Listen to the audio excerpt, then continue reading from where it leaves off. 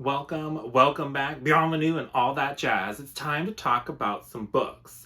Or in particular, today we are talking about the 12 books that I managed to get to in the month of December 2022. So this is the final wrap up of 2022. I still have my favorites of the year coming, as well as tier ranking all of my, I think I'm gonna do 4-star plus reads.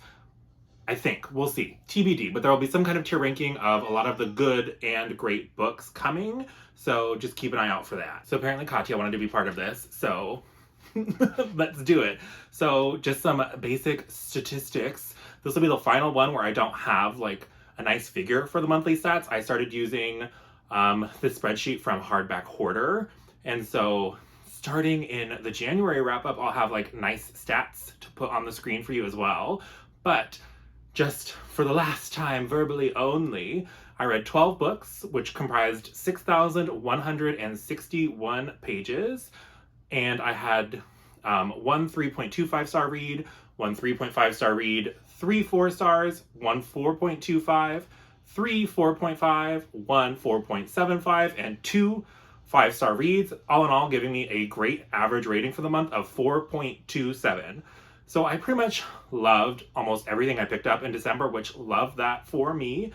And I read a lot more than usual because I was home for the week between Christmas and New Year's. I had it off from lab, and so I was just able to hang out and read. It was lovely. And so as per usual, we will go in ascending star order, starting with my least favorite, going all the way up to my favorite of the month. So let's just dive straight in, shall we? So my least favorite book of the month was the Shadowhunter's Codex by Miss Cassandra Clare. This is kind of a companion-ish novel for the Shadowhunter's world, if you will. So it definitely has like kind of spoilers-ish for the Mortal Instruments. So if you were going to read the Mortal Instruments, you definitely want to read that before this. But this is kind of like an in-world text where in this world, if you're born with like part Nephilim blood, part angel blood, you can be a shadow hunter, which hunts demons and kind of protects the normal world, if you will, very early 2000s kind of urban fantasy.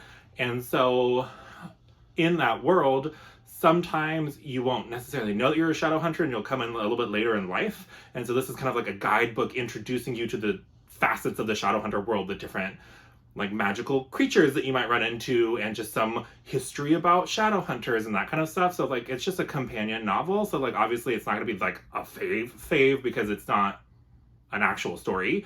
And so I gave it 3.25 stars because for a companion novel it was good, but it was fine. It wasn't really information that I didn't already know. But I will talk a lot more about the Shadowhunters because I did read more Shadowhunters this month. So we'll just mosey right along. The next thing is Darkmage by M.L. Spencer. This is book 1 in the Ren Wars saga, which I believe is the first book that M.L. Spencer published. So this was her debut. She is a self-published author of Dragon Mage fame. And this book was good, but it wasn't great for me. So in this book, we're kind of following very kind of classic fantasy. M.L. Spencer is very good at doing like the classic fantasy vibes with kind of more modern spins. But usually when we're talking more modern spins, that means that we're a little bit more character focused than usual. And I don't know that I would say that this was particularly character focused. We kind of hopped between perspectives, jumped forward in time, kind of skipped any in-between moments where we could have quieter, more introspective moments to get to know our characters.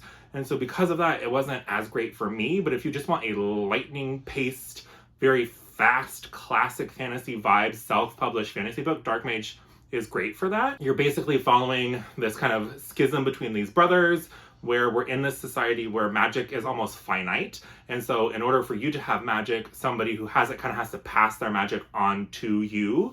And so we start in the prologue where we're seeing one of the brothers being raised up to be part of this like kind of magicianhood, if you will. And the other brother may or may not do something shady that may or may not harm their society of mages. And then we kind of go from there, and we're kind of kicking into this kind of classic good versus evil magic battle. I have the rest of the series, so I'll probably continue at some point just to see if book 2 pulls me in a little bit more than book 1, but it was fine. So I gave it 3.5 stars. Then next in terms of enjoyment is Clockwork Prince by Cassandra Clare. So like I said, she kind of took over for a couple days. I read the entire Infernal Devices trilogy, which is like the second series publication order wise for her wider Shadowhunters universe. And so the Infernal Devices series is kind of, I think it's Victorian England, but don't quote me on that. I don't know my Victorian from my Elizabethan. It's like 1800s England in this series, however. And there is this kind of meta plot across the trilogy about these kind of evil automatons that I don't want to say too much about because they're really freaky and were really cool, and I really enjoyed the kind of steampunk aesthetic of them. And then in typical Cassandra Clare fashion, there is a very strong romantic element. Her books kind of dance the line between fantasy with strong romantic elements and romance with strong fantastical elements. And with each book, if you ask me which one is which, it would kind of like flip-flop back and forth depending. So I think book 2, Clockwork Prince, was the most romance with fantastical elements because it was very much a slower paced. We were kind of taking a break from the action, really developing some of the interpersonal relationships, which pays off in book 3. But in book 2, my enjoyment was slightly less than the other books in this series, so I gave it 4 stars. Then the next thing I got to was I finally continued my reading of The Wheel of Time. I buddy read this with Angela from Literature Science Alliance and Stephanie from Miss Richards Reads. We read book 12, The Gathering Storm by Robert Jordan and Brandon Sanderson. So this is the first book that was written after Robert Jordan unfortunately passed. And so it was written kind of with Robert Jordan's notes, and then I believe Robert Jordan's widow was always his editor, so she kind of helped give input on where the world was supposed to go, is the impression that I get.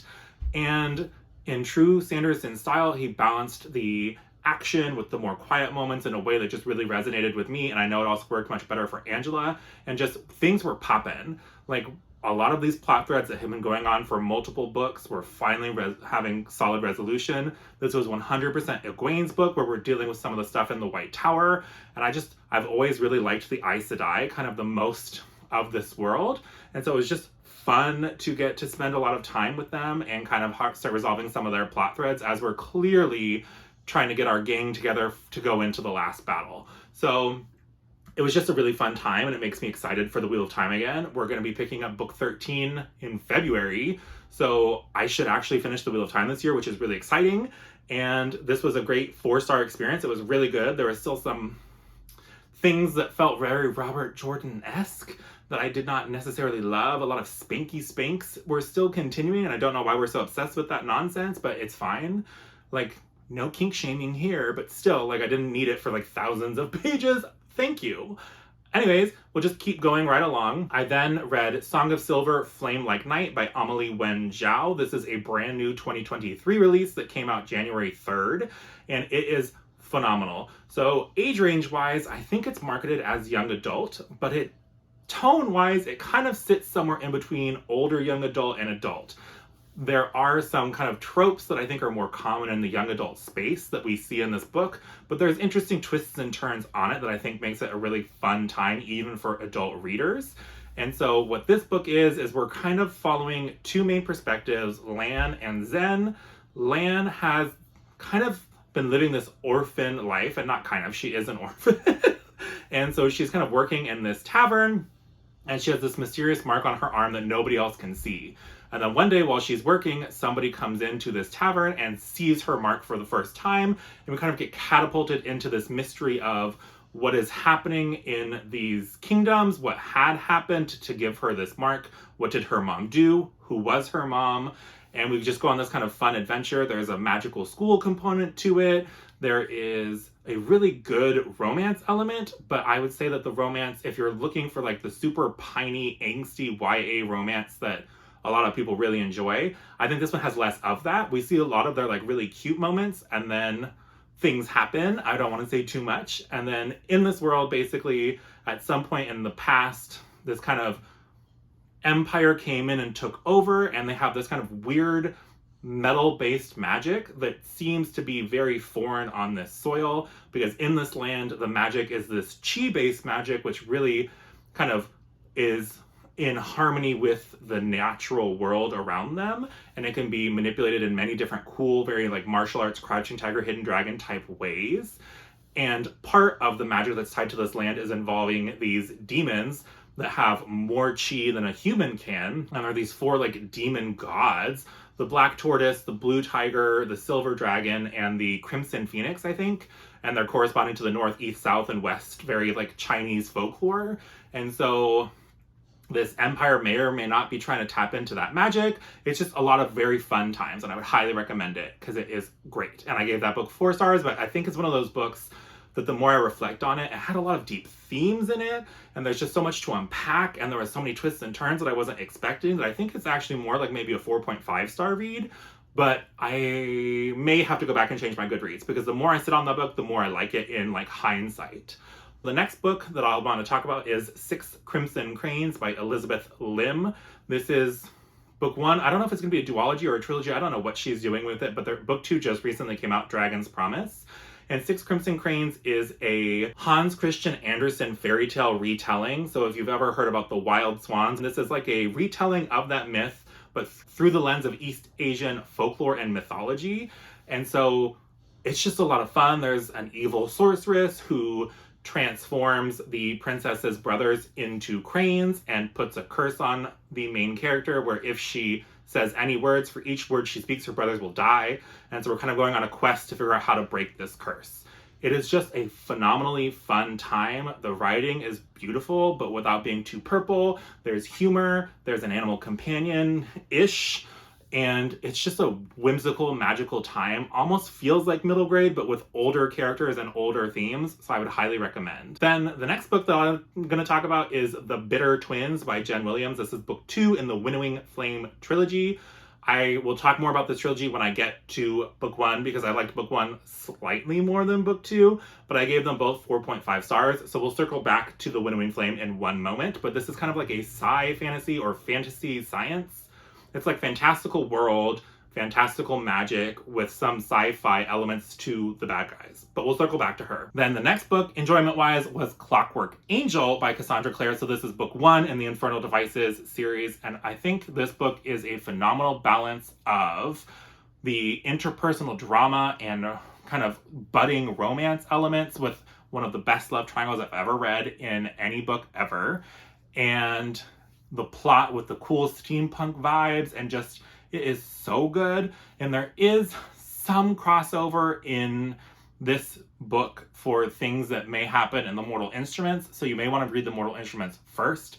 However, I will put the caveat on that the Mortal Instruments has a very strange and off-putting trope that it uses, so I would potentially look into what that is before diving into the Mortal Instruments, and if that really turns you off, then maybe just read a synopsis, and then you could jump straight into the Infernal Devices. But it is so worth it. It's just a trilogy, and it is friggin' phenomenal. But I gave this one 4.5 stars. Then the next book in terms of enjoyment was The Ninth Reign by Jen Williams, and this is book 1 in the Winnowing Flame trilogy, and as promised, I would circle back to this trilogy. So I picked up this trilogy, obviously, because Elle from Elliot Brooks screams about it at all times, and so I've had it sitting on my shelves, and I was like, you wanna know what? I'm going to try to read some more of the stuff that's on my shelves, and so I picked it up on a whim, and then I finished book 1, and it is so good.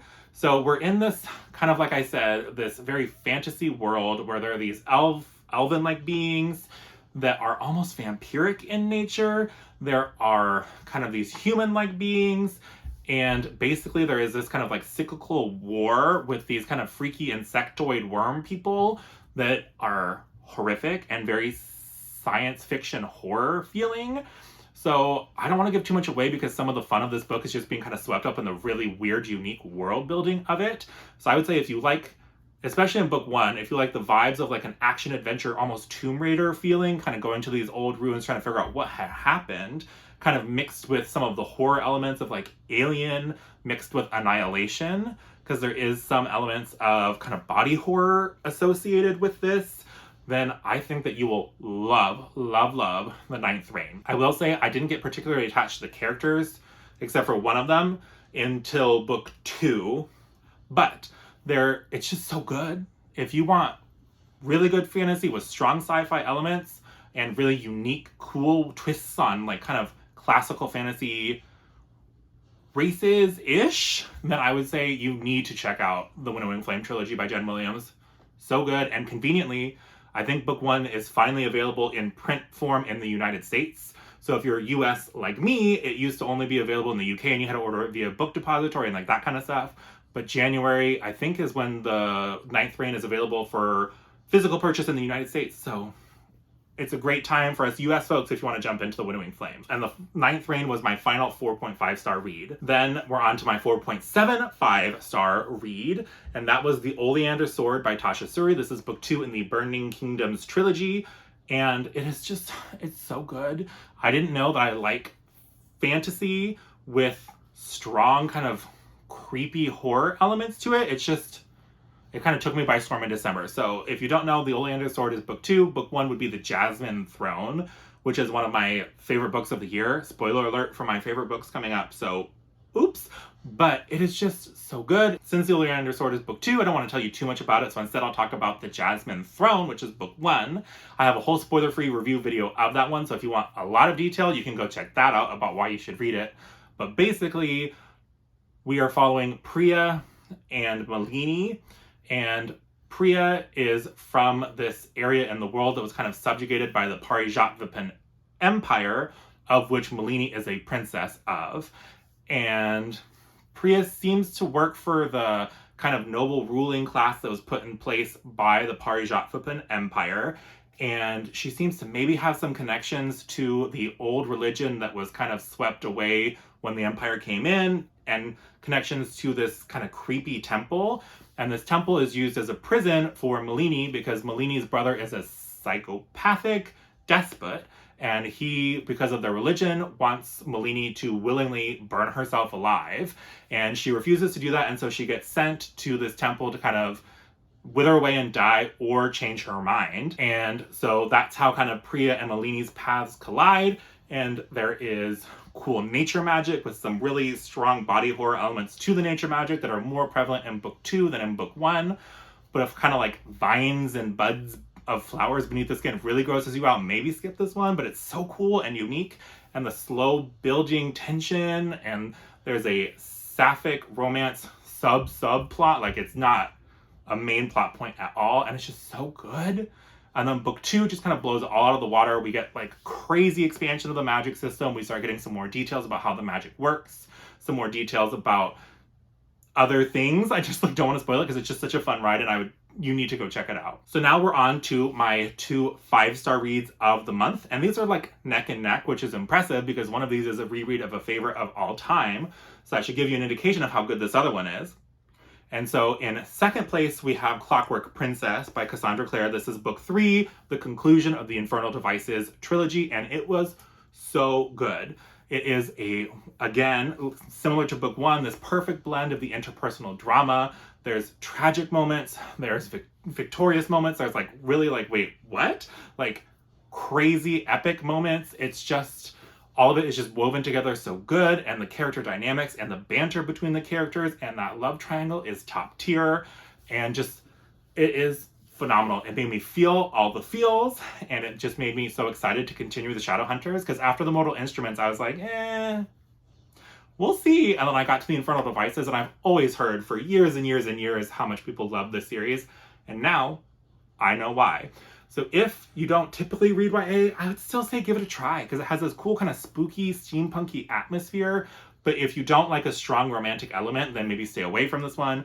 But if you like a strong romantic element in your fantasy world, so think kind of like 1800s Buffy, but with a better love triangle, then I would say that is kind of the Infernal Devices, in my opinion. So I would say check it out. And then my favorite read of the month, surprising absolutely no one, is The Two Towers by J.R.R. Tolkien. This is book 2 in the Lord of the Rings.